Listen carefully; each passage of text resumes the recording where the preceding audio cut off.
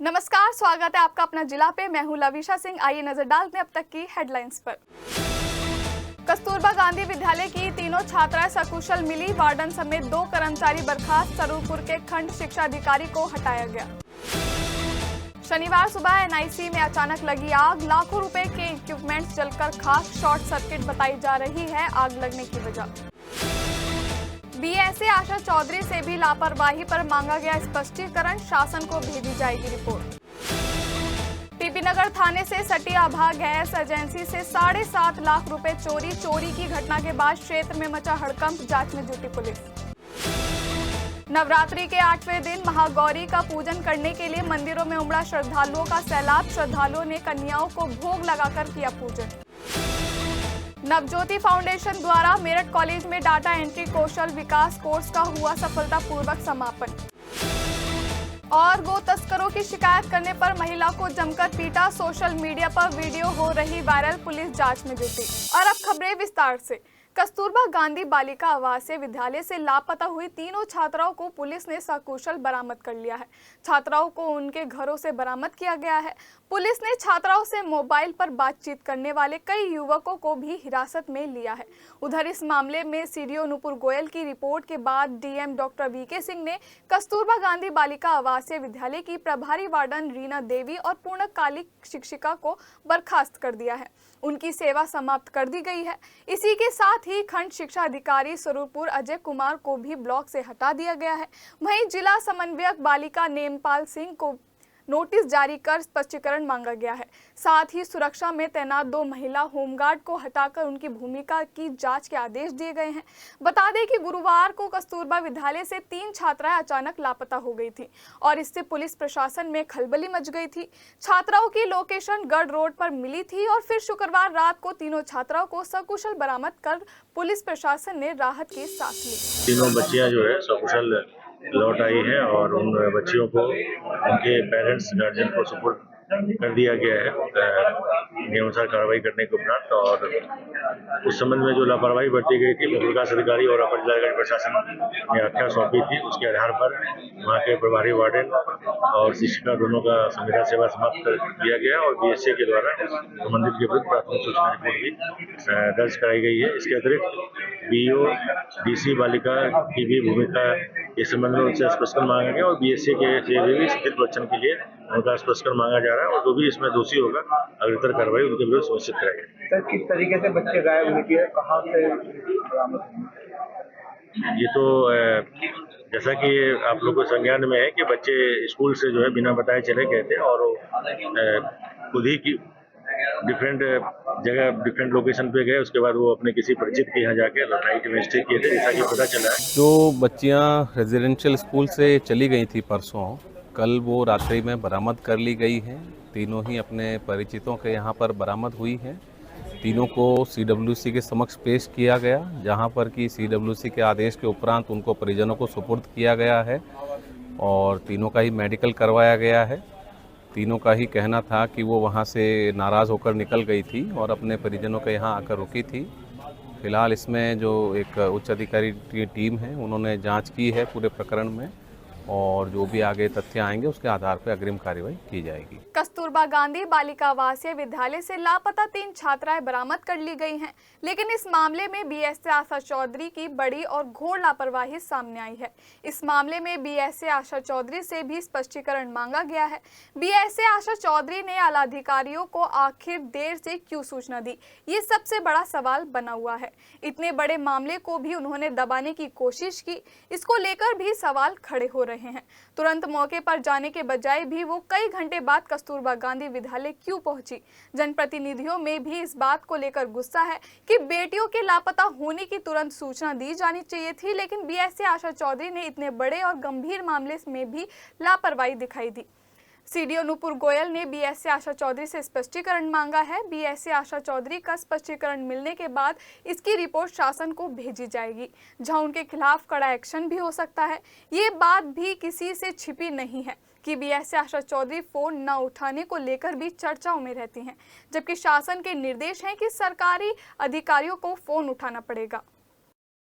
जिलाधिकारी कार्यालय परिसर स्थित एनआईसी भवन में सुबह अचानक आग लग गई, जिससे मौके पर अफरा तफरी मच गई। सूचना मिलते ही मौके पर पहुंची दमकल विभाग की 2 गाड़ियों ने आग पर काबू पाया, लेकिन तब तक रूम में रखे लाखों रुपए के इक्विपमेंट्स जलकर खाक हो गए। तो वहीं काफी पानी की वजह से भी खराब हो गया। बताया जा रहा है कि स्टोर रूम में रखे लैपटॉप, एलईडी सहित काफी सामान जल गया। वहीं आग की सूचना मिलते ही अधिकारी भी मौके पर पहुंच गए और घटना की जानकारी ली।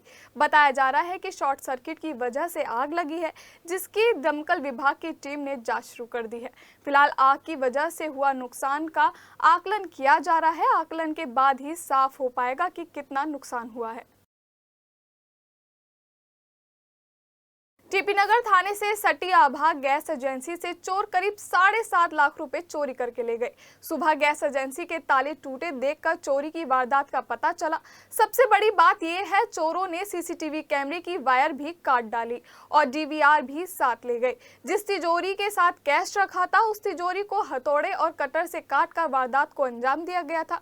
वहीं इस चोरी की वारदात से हड़कंप मचा हुआ है। इस मामले में टीपी नगर थाने में तहरीर दे दी गई है और पुलिस ने चोरों की तलाश शुरू कर दी है। लेकिन सवाल यही उठ रहा है कि चोरों के हौसले इतने बुलंद हैं कि थाने के बराबर में भी बेखौफ तरीके से चोरी की वारदात को अंजाम दे गए। नवरात्रि के 8वें नवरात्र पर शहर से लेकर देहात तक के सभी मंदिरों में सुबह से ही श्रद्धालुओं का सैलाब उमड़ा रहा। सुबह से ही मंदिरों में लंबी लंबी कतारें दिखाई दी। पूरा मंदिर परिसर मां के जयकारों से गूंज उठा। नवरात्रि के 8वें दिन को महाअष्टमी या दुर्गा अष्टमी भी कहा जाता है। इस दिन मां दुर्गा के 8वें स्वरूप मां महागौरी की पूजा की जाती है। वह भगवान शिव की अर्धांगिनी है, इसलिए उनकी उपासना से महादेव का आशीर्वाद भी प्राप्त होता है। उधर शनिवार को अष्टमी के मौके पर शहर से लेकर देहात तक जहां मंदिरों में मां गौरी की पूजा अर्चना की गई, तो वहीं इन दिनों में माता के पवित्र नवरात्र व्रत रखने वाले श्रद्धालुओं ने सुबह सवेरे मां दुर्गा की विधि विधान से पूजा अर्चना की, जिसके बाद माता के रूप से श्रद्धालुओं के घर पहुंची कन्याओं को जिमाया गया। इस दौरान कन्याओं के पैर धुलाए गए और माता का प्रसाद दिया गया। वहीं श्रद्धालुओं के घर पहुंची कन्याओं को गिफ्ट भी दिए गए, जिसके बाद कन्याओं ने श्रद्धालुओं को आशीर्वाद दिया। चलो बेटा देखो मेरी बात सुनो अंजलि। वहीं नवरात्रों के अवसर पर यूपी मोटर ट्रांसपोर्ट एसोसिएशन के मेरठ जोन अध्यक्ष अमरजीत पिंकी चिनोटी ने विशाल भंडारे का आयोजन किया, जिसमें सैकड़ों जरूरतमंद लोगों ने प्रसाद ग्रहण किया। सुबह से शुरू हुए भंडारे में कई लोगों ने हलवा, पूरी, सब्जी, दाल और रोटी का स्वाद चखा। इसके दौरान ट्रांसपोर्ट अमरजीत पिंकी चिनोटी, दीपांशु चिनोटी, समीर कोहली, राकेश विज समेत कई ट्रांसपोर्टर्स और उनकी टीम ने सेवा दी और जरूरतमंदों को खाना खिलाया।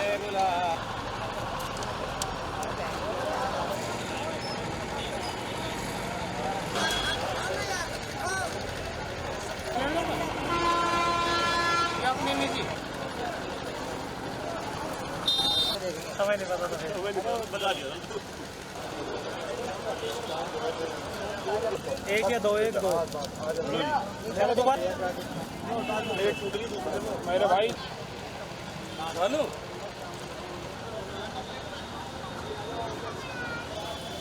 सब्जी रोटी जो सीखी हुई है वही दे दो।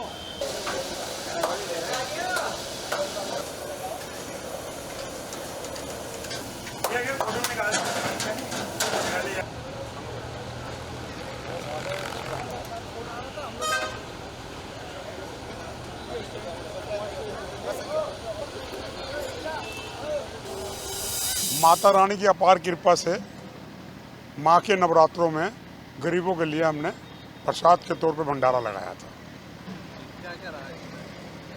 लगभग 2000 लोगों ने खाना खाया हमारे साथ मिलके अंदर ही। बड़ा मन खुश हुआ।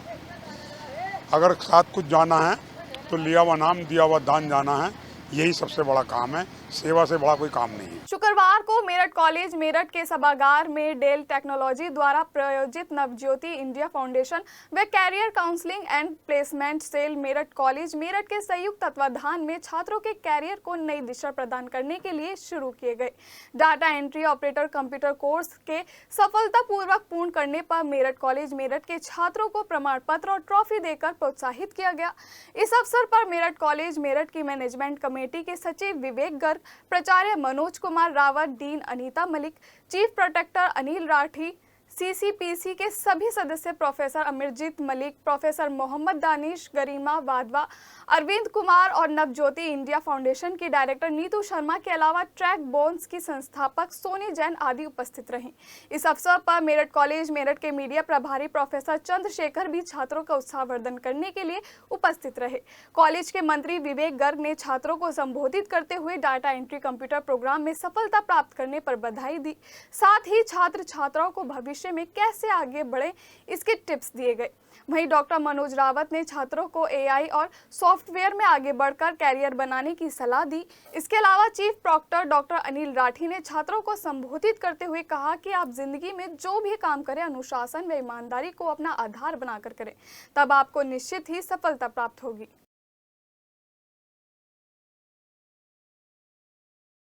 मेरठ में गो तस्करों की शिकायत करना एक शख्स के परिवार को भारी पड़ गया। आरोप है कि जिन दबंगों की शिकायत की गई थी उन्होंने महिला को घर के बाहर से खींचकर पिटाई कर डाली और जैसे तैसे महिला की जान बची। इस पिटाई की वीडियो महिला के घर के बाहर लगे सीसीटीवी कैमरे में कैद हो गई।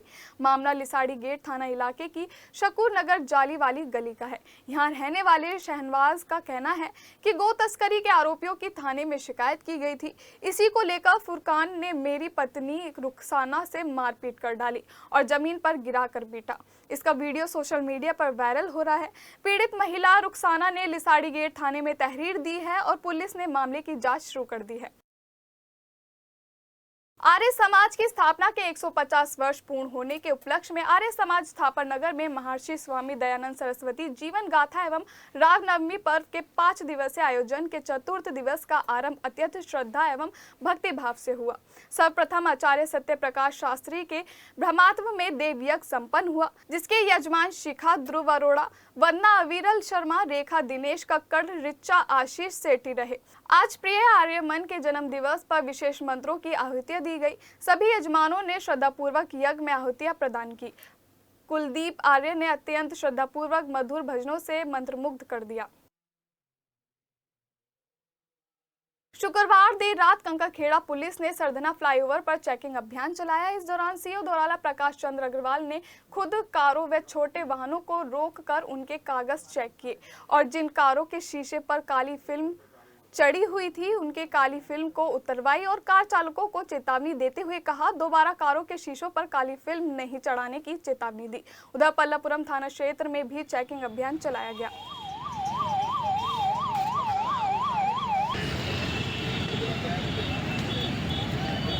मवाना थाना क्षेत्र के ग्राम भीष्मनगर उर्फ भैंसा में शुक्रवार देर रात कहासुनी के बाद दो पक्ष आमने सामने आ गए और दोनों पक्षों में गाली गलौज के बाद मारपीट हो गई। किसी ने घटना की सूचना थाना पुलिस को दी, जिसके बाद मौके पर पहुंचे सीओ मवाना ने गांव में भारी फोर्स तैनात कर दिया। जानकारी के अनुसार भैंसा गांव में इरशाद के बेटे जहांगीर की शादी थी। शनिवार को जहांगीर के शेरपुर मुजफ्फरनगर में बारात जानी थी। शादी वाले घर में रिश्तेदारों और मेहमानों का आना जाना लगा हुआ था। तभी गाँव का ही रहने वाला विशेष शराब के नशे में अपने अन्य साथियों के साथ सिगरेट पीने के लिए जहांगीर के घर के पास की दुकान पर पहुंचा और सड़क के बीच में ही अपनी गाड़ी लगा दी। गाड़ी हटाने को लेकर जहांगीर और विशेष में बहस हो गई। देखते ही देखते बहस मारपीट और गाली गलौज में बदल गई। इस दौरान किसी ने घटना की सूचना थाना पुलिस को दे दी, जिसके बाद सीओ मवाना अभिषेक पटेल थाना मवाना पुलिस के साथ मौके पर पहुंचे और गाँव में दोनों पक्षों के घरों के बाहर पुलिस फोर्स तैनात कर दी। शनिवार को गाँव के सम्मानित लोगों द्वारा बीच बचाव कराने के बाद दोनों पक्षों में लिखित समझौता करा दिया गया। फिलहाल गांव में शांति व्याप्त है और जहांगीर की बारात शनिवार को मुजफ्फरनगर के शेरपुर के लिए रवाना हो गई। वक्फ संशोधन बिल पास होने के बाद जुम्मे को लेकर मेरठ में पुलिस प्रशासन चौकस रहा। जुम्मे की नमाज शांतिपूर्ण तरीके से संपन्न हो गई। चप्पे चप्पे पर यूं तो पुलिस का सख्त पहरा रहा, लेकिन मेरठ के अमन पसंद लोगों ने एक बड़ा संदेश देने का काम किया। मुल्क की तरक्की और अमनो चैन की दुआ मांगी गई। शहर के संवेदनशील क्षेत्रों पर पुलिस का खास फोकस था। LIU, intelligence, police, PSC, QRT पूरी तरीके से अलर्ट रही। ADG मेरठ जोन DK ठाकुर, DIG Kalanidhi Naithani, SDM doctor VK Singh, SSP doctor Vipin Tada Begumpul चौराहे पर बने पुलिस ऑफिस में कैंप किए हुए थे। ADG Meerut zone D K Thakur का कहना है कि जुम्मे की नमाज पूरे जोन में सकुशल संपन्न हुई। लगातार अधिकारियों से वार्ता की जा रही थी और कहीं किसी तरीके की कोई दिक्कत नहीं हुई। वक्फ संशोधन बिल को लेकर पुलिस प्रशासन अलर्ट है। जोन भर के सभी अधिकारियों से मेरी बात हुई है और जोन के सभी जगह मेन जो मस्जिदों में है, ईदगाहों में जैसे जुम्मे की नमाज सकुशल संपन्न हो गई है। सब जगह हमारी पुलिस फोर्स तैनात थी। सभी लोगों से हम लोगों ने वार्ता कर ली थी, कहीं किसी प्रकार कोई दिक्कत नहीं आई। पूरा जोन बिल्कुल जी क्या कोई अभी भी अलर्ट जैसी स्थिति? नहीं, हम लोग अलर्ट रहेंगे। हम लोग संवेदनशील जो स्थान है उस पर हमारी पुलिस फोर्स की निगाह रहेगी, पुलिस फोर्स मौजूद रहेगी। हम लोग सबसे संपर्क भी रखें, बात भी करते रहेंगे। उधर मवाना में भी जुम्मे की नमाज को लेकर सुरक्षा के पुख्ता इंतजाम रहे। मवाना कस्बे की सभी 16 मस्जिदों के अलावा संवेदनशील गांव सठला की तीनों मस्जिदों, गांव भीष्मनगर उर्फ भैंसा की दोनों मस्जिदों के साथ साथ बहोड़पुर गांव की मस्जिद पर भी खाकी का सख्त पहरा दिखाई दिया, जिसके चलते जुम्मे की नमाज शांतिपूर्ण तरीके से संपन्न हुई।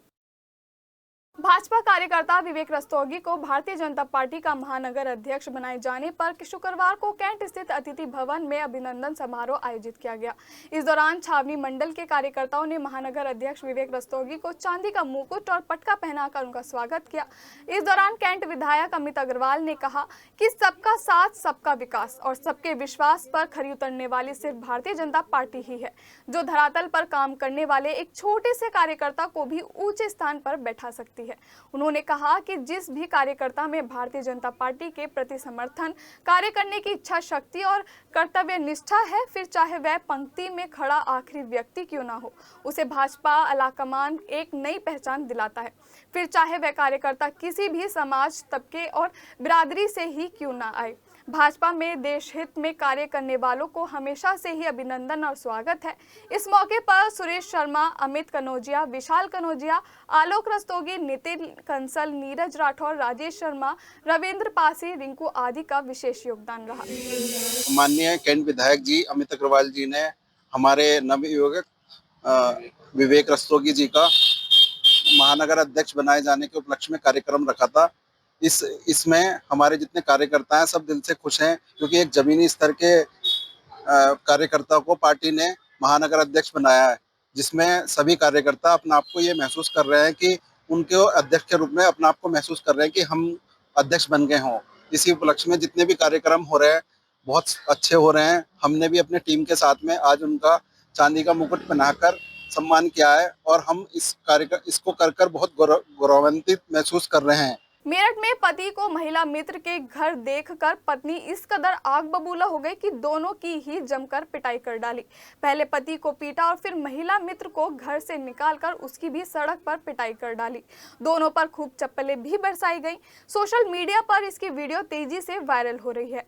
मामला ब्रह्मपुरी थाने इलाके के माधवपुरम का है। दरअसल लिसाड़ी गेट के तारापुरी में आरिफ अपनी पत्नी गुलफशा के साथ रहता है। कुछ दिन से दोनों के बीच किसी महिला मित्र को लेकर कहासुनी चल रही है। आरिफ का माधवपुरम में महिला लाडो के यहाँ आना जाना है और लाडो के भाई से भी दोस्ती है। गुलफशा इसका लगातार विरोध करती है, लेकिन आरिफ उनके घर जाने से बाज नहीं आता। गुलफशा को सूचना मिली कि आरिफ और लाडो माधवपुरम में घर में अकेले हैं और पीछे से गुलफशा पहुंच गई। इस पर क्या था, पहले आरिफ पर चप्पलें बरसा डाली और फिर महिला लाडो की भी पिटाई कर डाली। पास ही खड़े किसी शख्स ने वीडियो बनाकर सोशल मीडिया पर वायरल कर डाली। मौके पर पुलिस भी पहुंची, जैसे तैसे मामले को संभाला। पुलिस इस मामले में आरिफ के खिलाफ कार्यवाही करने जा रही है।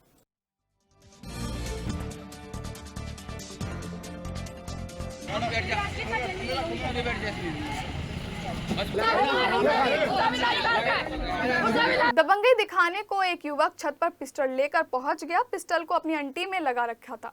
अचानक से पिस्टल निकाली और लोड करके गोली चलाने का प्रयास किया। युवक की ये वीडियो सोशल मीडिया पर वायरल हो गई तो पुलिस भी हरकत में आ गई। युवक का नाम नईम बताया जा रहा है और वो लिसाड़ी गेट थाना इलाके के शकूर नगर जाली वाली गली का रहने वाला बताया जा रहा है। पुलिस ने वीडियो कब्जे में ले लिया है और पिस्टल लहराने वाले युवक नईम की तलाश शुरू कर दी है। नईम की जो वीडियो वायरल हो रही है उसमें पीछे से साउंड भी लगाया गया है। वीडियो वायरल करने के पीछे का मकसद खुद को दबंग दिखाना बताया जा रहा है। अब इस युवक पर ये पिस्टल कहां से आई, पुलिस इसकी भी जांच कर रही है। पुरानी रंजिश को लेकर एक युवक को घर से बुलाकर गोली मारने का आरोप लगा है। गोली चलते ही अफरा तफरी मच गई। घायल युवक को जिला अस्पताल में भर्ती कराया गया। मामला मेरठ के लिसाड़ी गेट थाना इलाके के किदवाई नगर का है। यहाँ रहने वाला शाहवेज का कुछ लोगों से पुराना विवाद चल रहा है। शाहवेज का आरोप है कि उसके घर पर 3 लोग आए और उसे घर से बुलाकर पहले पीटा, फिर गोली मार दी, जिससे शाहवेज जमीन पर गिर पड़ा। इस मामले में पुलिस आसपास की सीसीटीवी फुटेज भी खंगाल रही है और पीड़ित से पूछताछ भी करने में जुटी है। फिलहाल शाहवेज का अस्पताल में इलाज चल रहा है। अपने जिला में फिलहाल इतना ही। हमें दीजिए इजाजत। नमस्कार।